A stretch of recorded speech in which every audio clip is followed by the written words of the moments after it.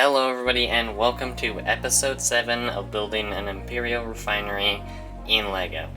In today's episode I get a lot more progress done than I thought I would, including finishing the design for the outer wall of the pit, getting about half of the terrain done, as well as a little bit of progress on the base that you will see near the end of the episode.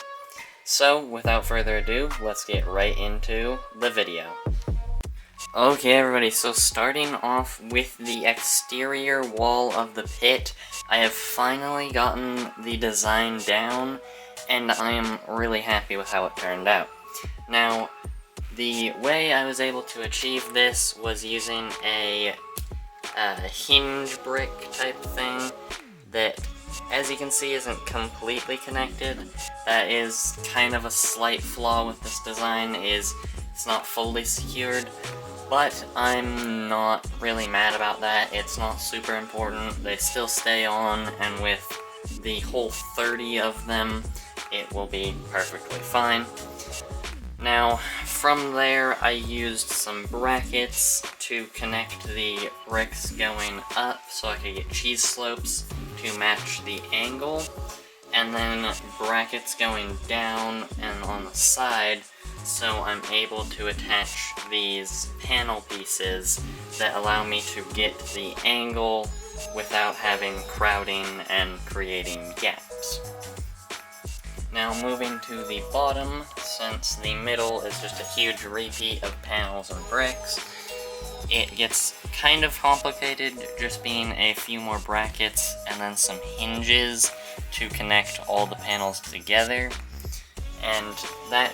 is pretty much the only way they are connected, and this connection up here is the only place they're connected to the rest of the pit.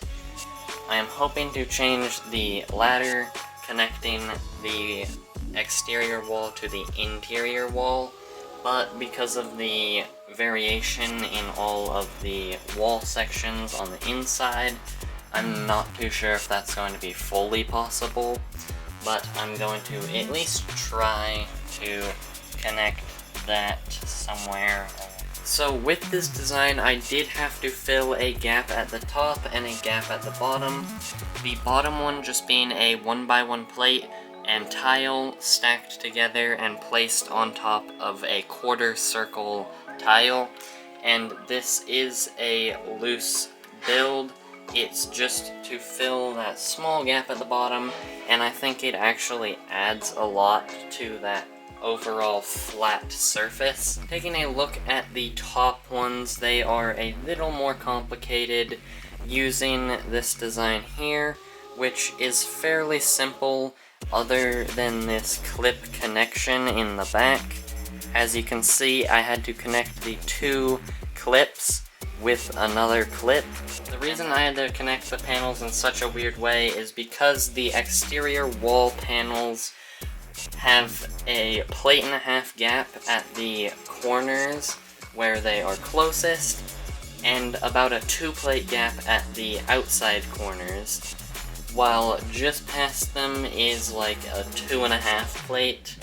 like a 1x2 this way behind it, and so I have pretty much as much room behind the plate there, and so if I line it up, you can see exactly where I had room, and it is past where a tile would connect the two clips. Moving on to the terrain, taking a closer look, starting off with my favorite part of the terrain, and that is this little pothole right here. I'm super happy with how the shape turned out and how it kind of lines up with this mound and the other divot on the other side of this big dark orange chunk, and with the little details such as the crevice that has the roots from this tree growing out of it, as well as this transition from the medium nougat to dark orange on the left side. I think this turned out amazingly, and I would love to put a couple more of these kind of like divots and cracks into the rest of the terrain on this side, and the terrain on the additional section of the mock. I am very happy with how this turned out. Now, before moving on to the additional details, I want to mention these loose dark orange pieces that you will see on all of the details, and if you are paying close enough attention, you'll notice that they're all on the right side of these items, and that is because I'm trying to mimic what an actual sandstorm would do, and it would pile up sand on most likely one or a couple sides of things that are in the area that the sandstorm hits, and only build up on that side, really. And so I tried to kind of just pile it on one side. As you can see, it will be a lot harder once I get to the big pit walls and the big angled wall and stuff like that, where it would stack up much taller. And I'm still trying to figure out exactly how I want to do that, but I know I want to incorporate that kind of feel that there actually is, you know, natural events going on. Now, on top of all these sand details, I also wanted some live plants that made sense to the terrain, and so I put these grass stems behind the structures and pretty much everything that would give them cover from the oncoming sandstorms, but all the plants that are not behind cover are dead and dried out from the sand, and I think until it's pointed out, it's not super obvious, but you can tell that it's only bunched up in places that would not be getting as much sand as you might see in the open right here. Overall, I think the choice to make the mock a little more accurate. Moving to the next detail are these three round kind of pit-like things. I wanted to add something that kind of just made it look like a smaller version of the big pit. Although they would have different uses, I think it looks really good, and especially with the light bluish gray wall there, like it doesn't necessarily stand out too much, but it does make this dark orange, just flat terrain look a little bit better. And just beside those is this little abandoned barricade that has one of my custom designed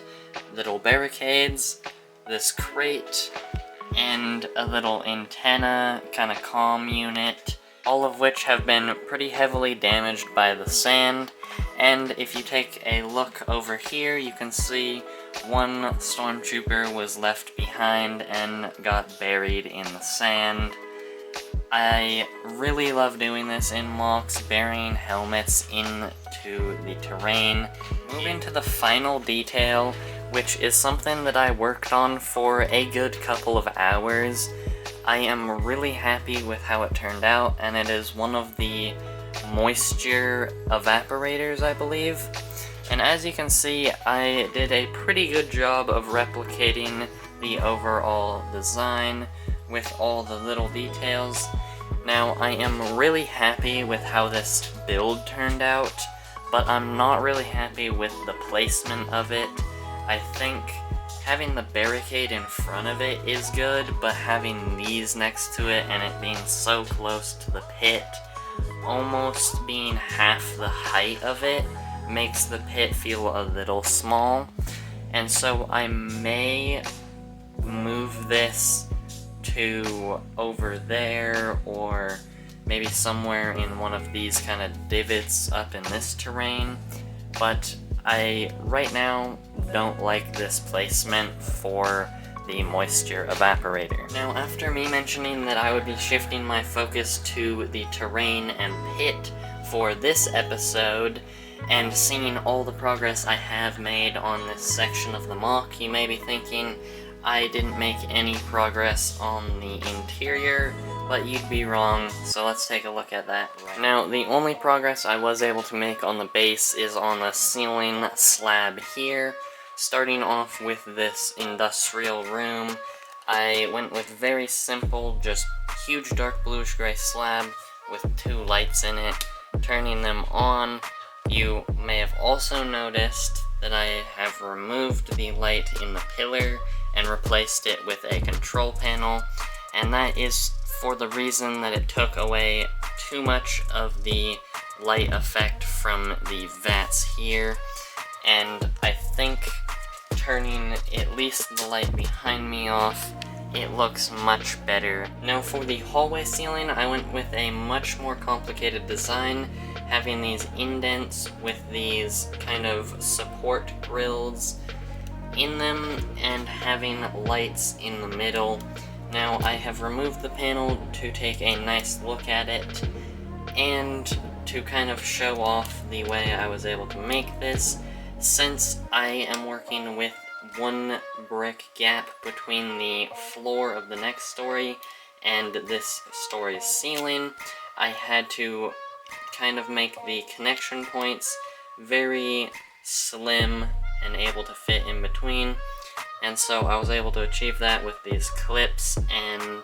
I'm not too sure what they're called, but the bars with a stud on the end. And I think in place it looks even better, lining up with the existing pillars really well, and I think this is definitely becoming one of my favorite parts of the mock. This little hallway looks really nice. And now for the lights, they are a little anticlimactic because I only have 1 right now. I was only able to find 3 of 4 cooled white bit lights, but I am actually going to order some different lights that are bigger, and so it will light up that 1x2 gap more evenly and hopefully make the hallway completely lit up. And you can see with the lights off and positioning that 1 bit light really perfectly, it lights up really well, but as soon as I let it go and kind of just let it sit there, it's a lot more uneven, and I think with that larger light, it will light the entire wall up and the entire floor up a lot more evenly. Real quick before I end off this episode, I want to talk about the fact that I will be replacing the next episode of building an Imperial Refinery in LEGO with a different video. That is because I want to mix in a different video and not just the series videos, but also because I will not be able to get much progress done without the pieces that I have ordered, which won't arrive until late next week to the week after that, allowing for no time to actually make progress on the mock with those pieces, and I don't currently have enough pieces to make any noticeable progress on the mock. Anyways, that is going to wrap up this episode of building an Imperial Refinery in LEGO. I hope you enjoyed, and if you did, please consider hitting that like button and subscribing with notifications on so you don't miss any future videos and future updates of building an Imperial Refinery in LEGO.